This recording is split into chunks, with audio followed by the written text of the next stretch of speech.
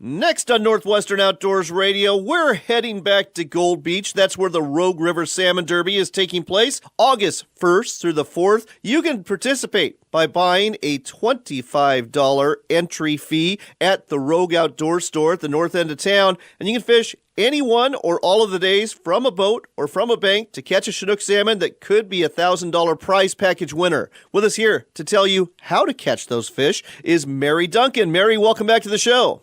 Thank you, John. So it is a very unique setup here. The way that people fish on the Rogue for salmon is completely different than how they fish out in the ocean or how they fish on another river. So it's pretty exclusive to us.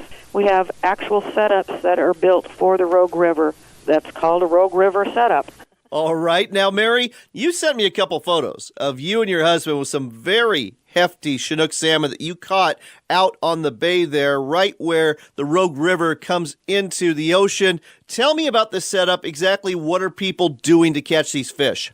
So people who fish from a boat, they will use a leader line, a heavy leader line. They will then use what they call a splitter, and they attach their weight off of one side of the splitter. The weight is usually a cannonball, and it's off of one side, and then there's another long line that you attach the anchovy, and if you like, you can use a blade. Some people don't use a blade. The blades are colorful, and they are above the anchovy, and the anchovy spins, and you kind of put a kink in the anchovy when you're feeding up the line onto the two hooks. It's very interesting. Now, are people fishing a flasher in front of all this, and is there any particular color that they're using?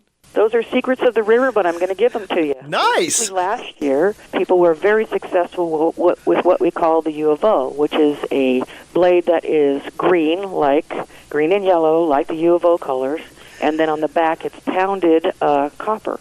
That one was very successful last year. There are some that have little rainbow bits on them, but mostly green and yellow, or a solid green, or a copper.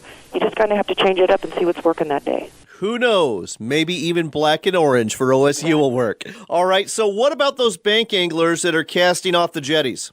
All right, they do best if they use a spinner, a bright-colored spinner, usually a hot pink or chartreuse green, and there's also something called a hoochie mama, which is it kind of looks like a squid, and it's very bright-colored, and North Country Lures and Flies, LLC, out of Florence, provides those. They actually make them there. We've met the people there. They're wonderful. And the hoochie mama is kind of famous all up and down the coast. It works really well.